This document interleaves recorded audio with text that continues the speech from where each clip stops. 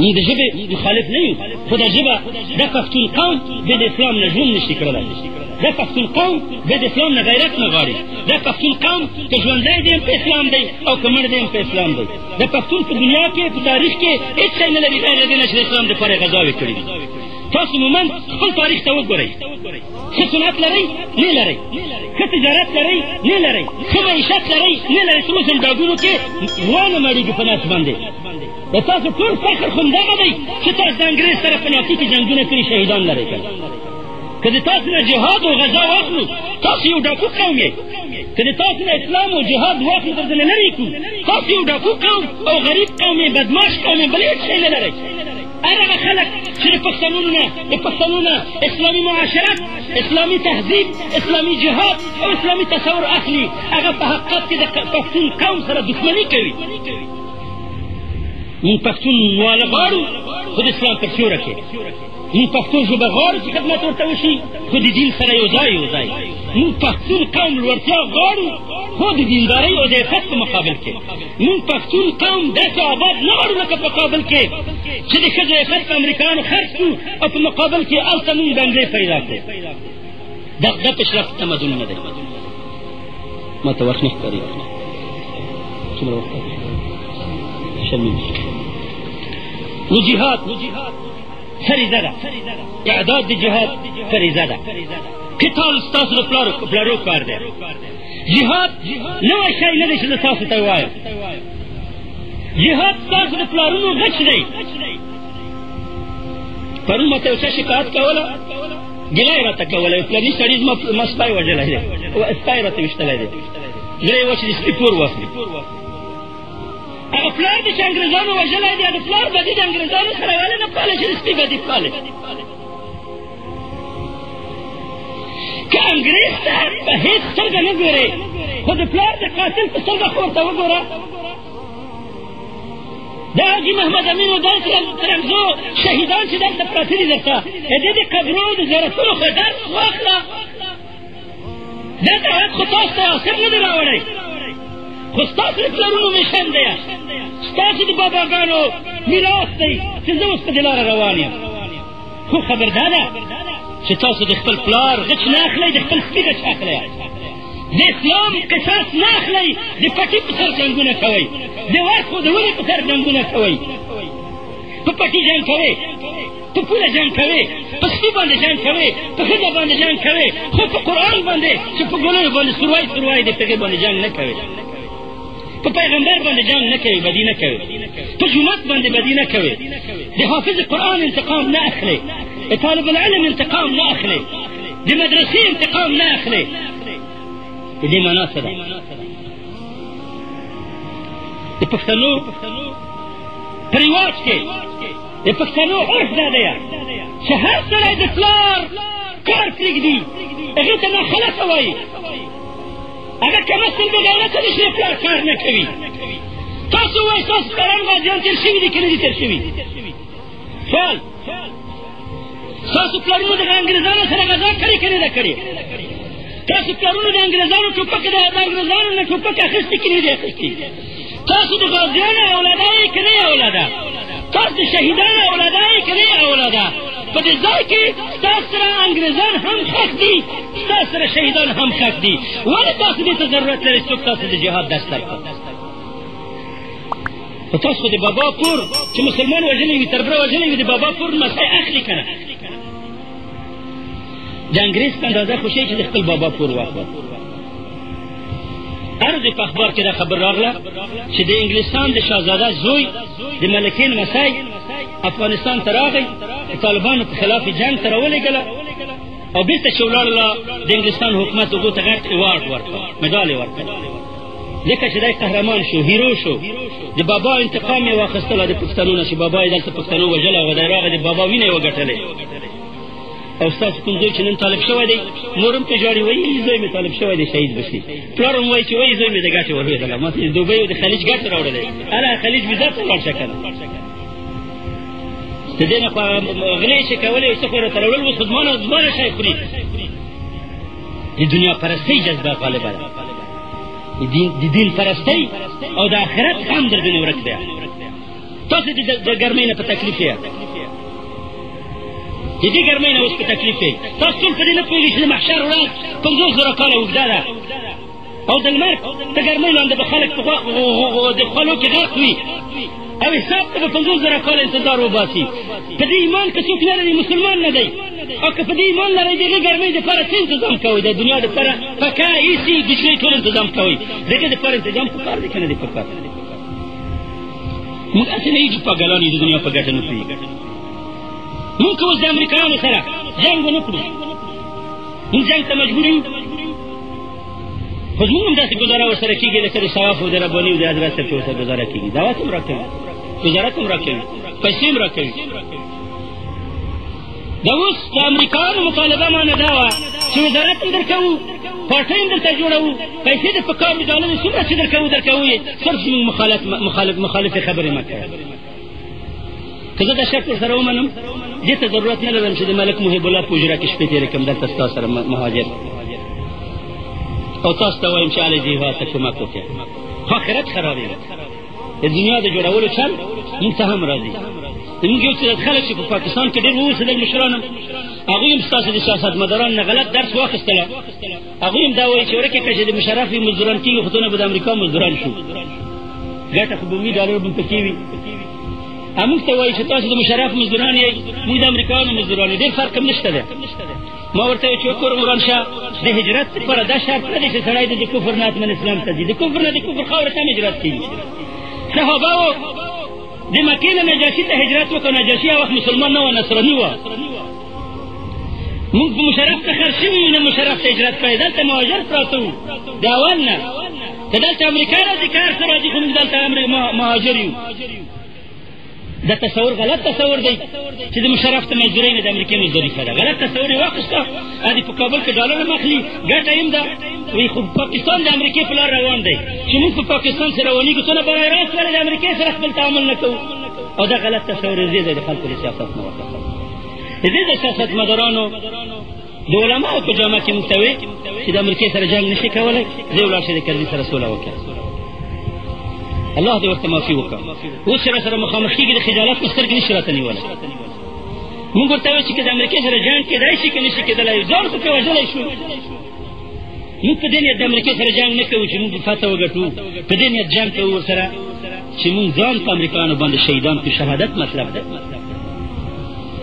جهاد فریضه ده اوس جهاد په تاسو باندې فرض عین ده دغې حالت ته نفیر وایي په قرآن کې نفیر دې ته وایي چې ټول خلک یو دم ووځي د جهاد په لار عجیبه دا ده چې مسلمانانو د قرآن نه دوه آیاتونه ډېر ښه زده کړي دي او دواړه ډېر غلط استعمالوي یو ولا تلقوا بأيديكم إلى التهلكة او بل وایي چې یا ایها الذین آمنوا خذوا حذرکم او دواړه د جهاد خلاف استعمالوي ما ته اوس ډېر ملان او ناصحان دوستان مې راځي نصیحت راته کوي ورته لا تلقوا بأيديكم إلى التهلكة ته د امریکې او د بوش خلاف خبرې کوي ځان ته وایي ته اچوي الله په قرآن کې ویلي چې ځان هلاکت ته مه اچوئ نو ما ورته ویل آیات تکمیل کړه دا پوره یې ووایه قرآن وایي چې وانفقوا فی سبیل الله ولا تلقوا بأیدیکم الی التهلکة د جهاد په لاره کې مال خرڅ کړه او ځان په ترک د انفاق فی سبیل الله باندې په تهلکه کې مه اچوئ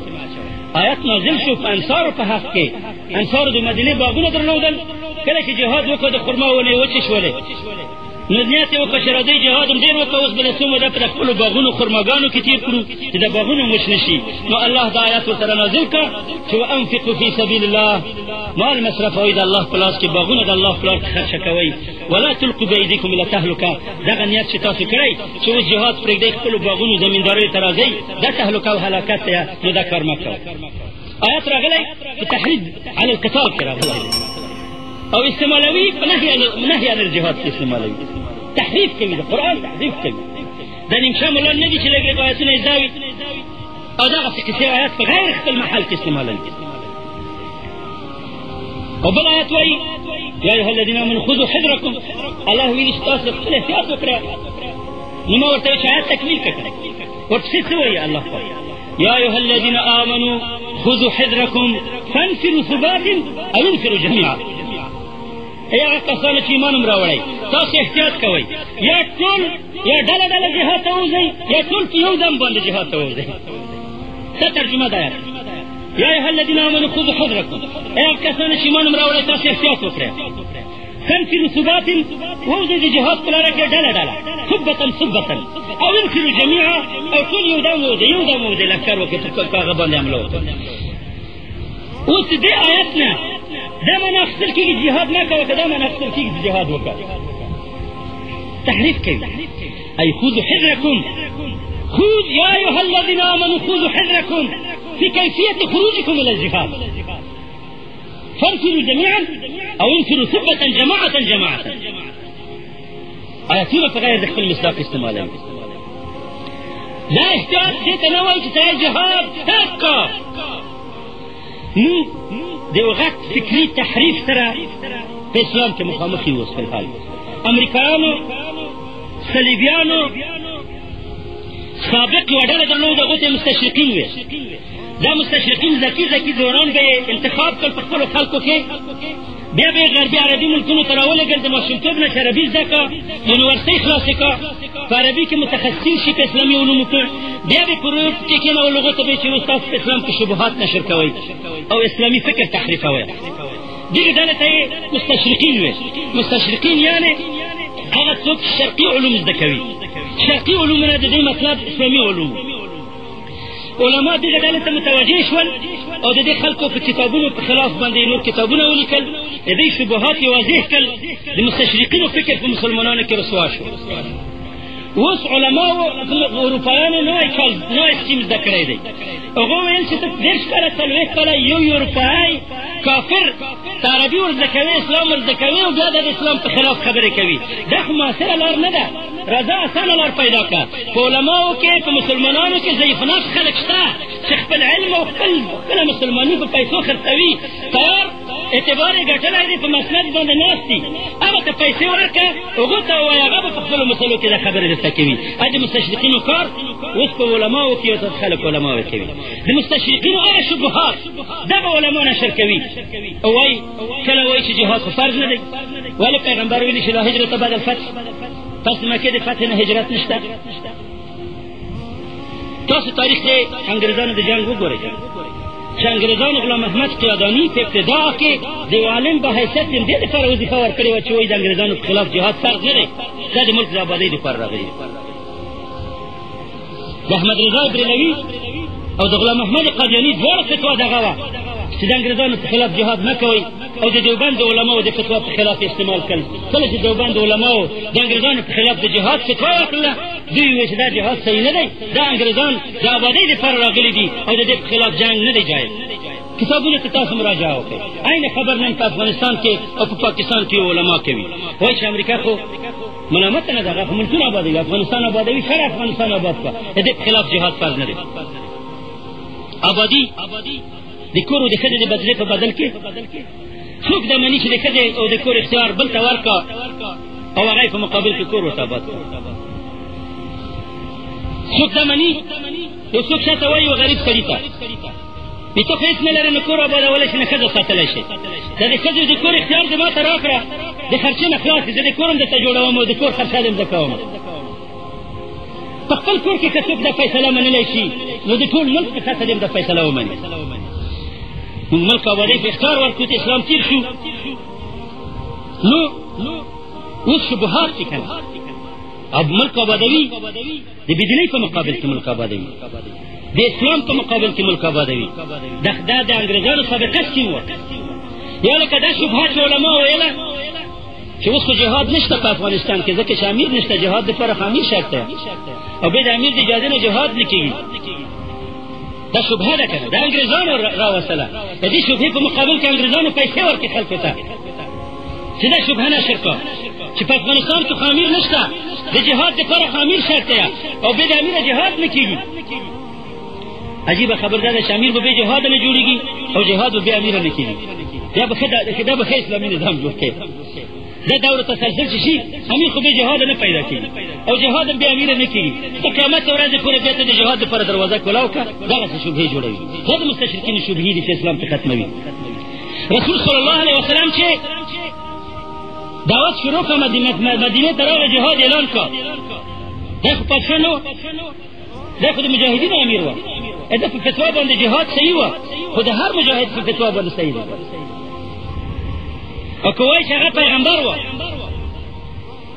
د حضرت حسین رضی الله عنه قیام د یزید په مقابل کې د اهل سنت جماعت عقیده ده چې د حسین قیام په کربلا کې د یزید په مقابل کې قیام د حق په ضد ظلم دی.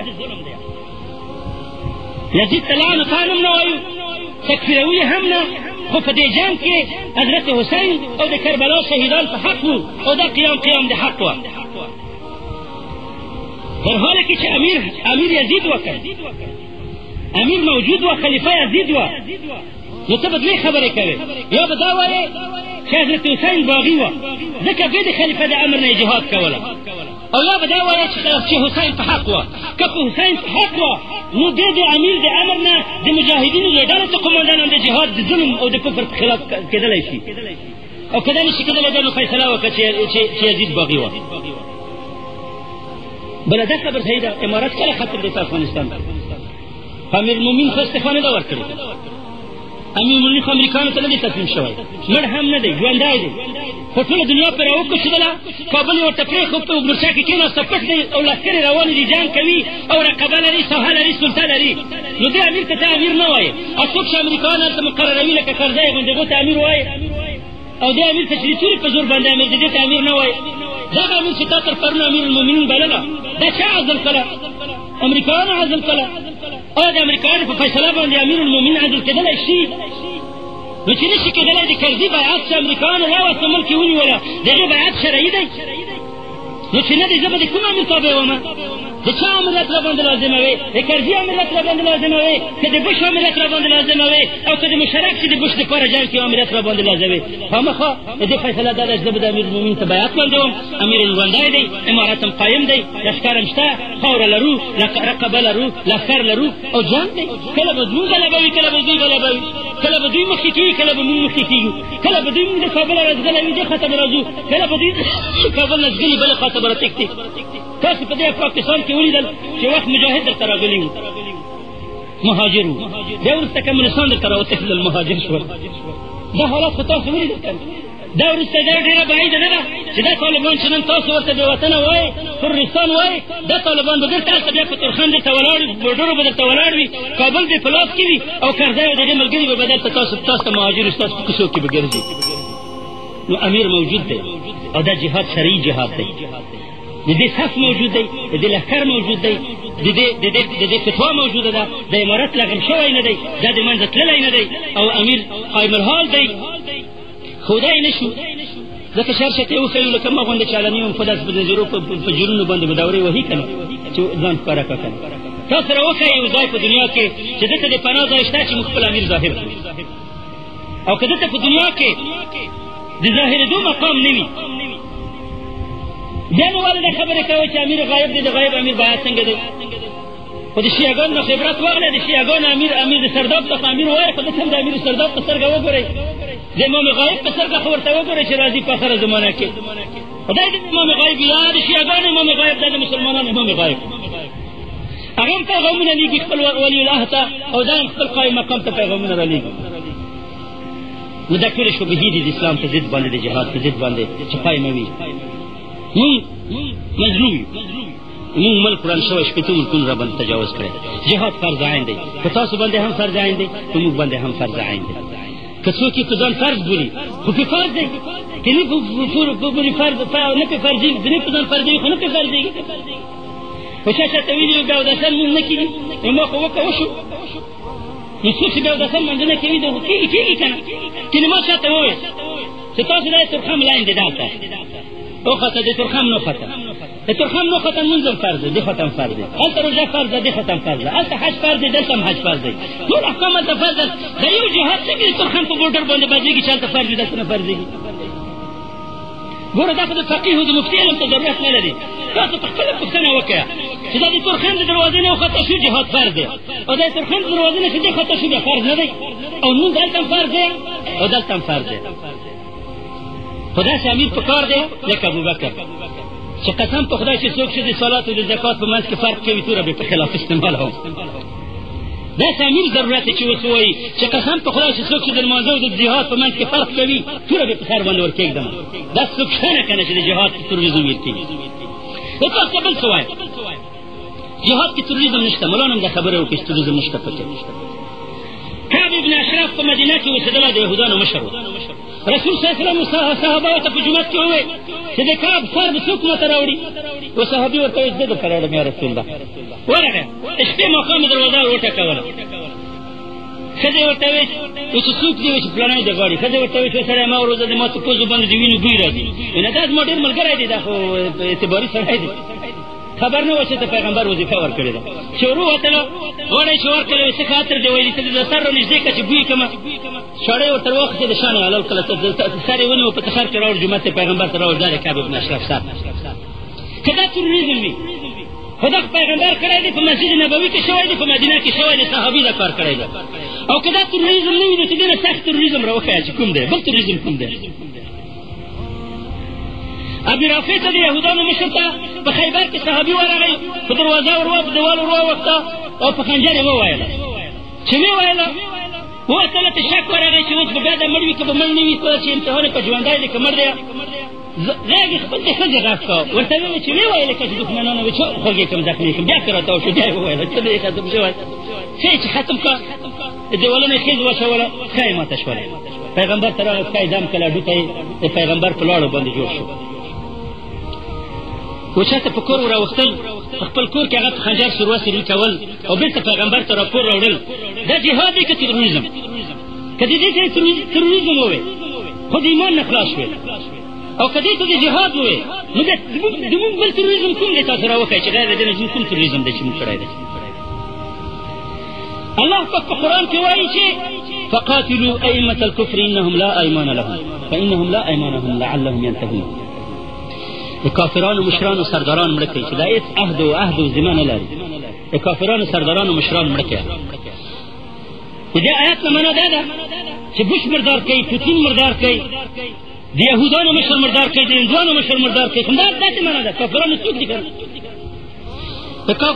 ائمة الكفر مړه کوي. فقاتلوا جاهدون نه ده راغلی، دلته تاویل ته هم ځای نشته پکې.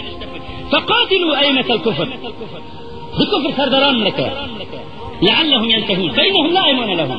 د دې په وعدو په پروتوکولو په معاهداتو باور مه کوئ چې هېڅ عهد و باور پروتوکول نه لري تر څو چې د دې کفر او د ظلم نه دوی توبه وباسي خلاص شي.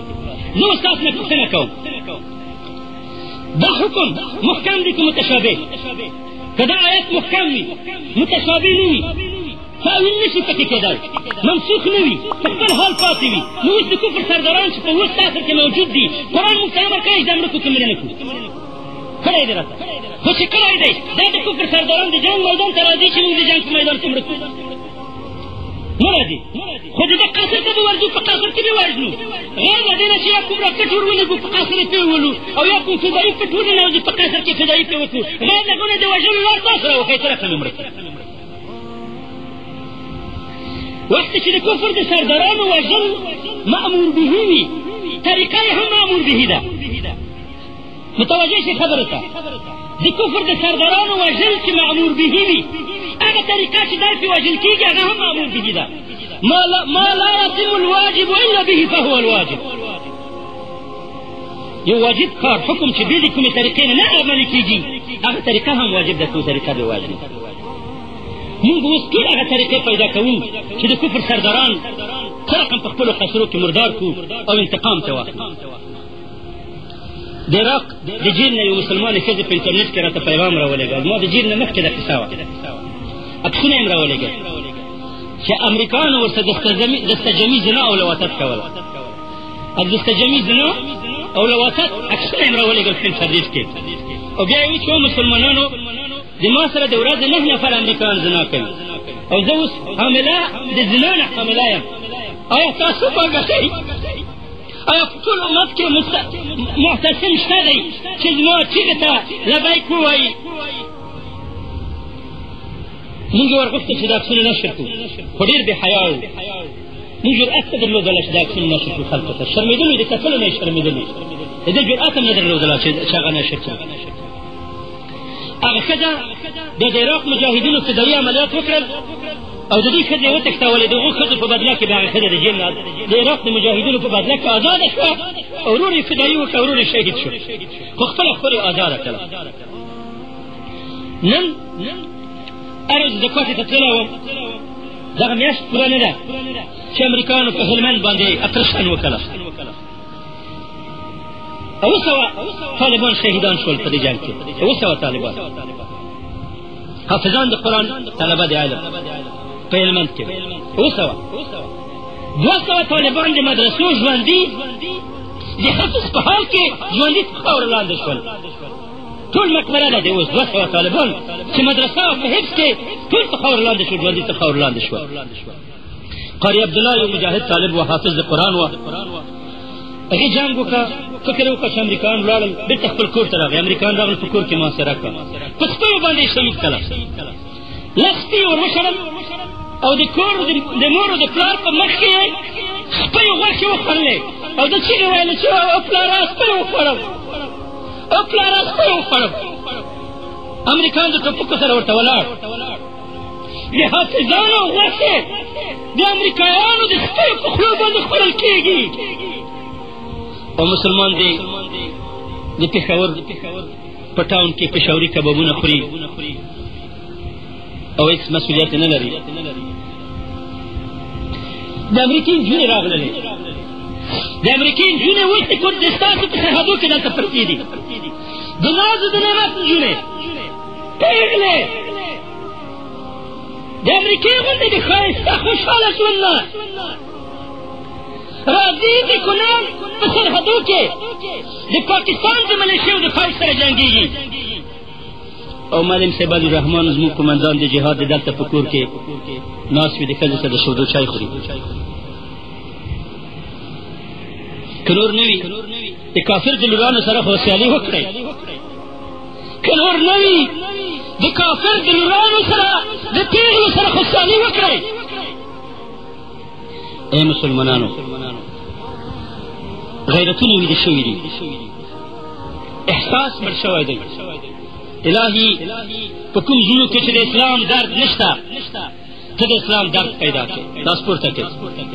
الهي په کوم زړونو کې چې د اسلام درد نشته، ته د اسلام درد پیدا کړې. کوم زړه چې د اسلام په غم باندې غمجن نه دي، خدایا په دې دین غم باندې غمجن کړې. الهي په کوم زړونو کې چې جذبه او احساس مړ دی، خدای جذبه او احساس پیدا کړې. الهي د پښتنو ویده غیرتونه راویښ کړې. الهي د پښتنو ویده غیرتونه راویښ کړې. الهي د پښتنو د غازیانو کاروانونه را ژوندي کړه پروردګاره. الهي ملایکې د غږ نه شوي چې ورته غږ وکړه، او شهیدان د قبرونو غږ نه راځي چې ورته غږ وکړه، چې دې مسلمانانو کې جذبه را ژوندی کړي، احساس را ژوندی شي.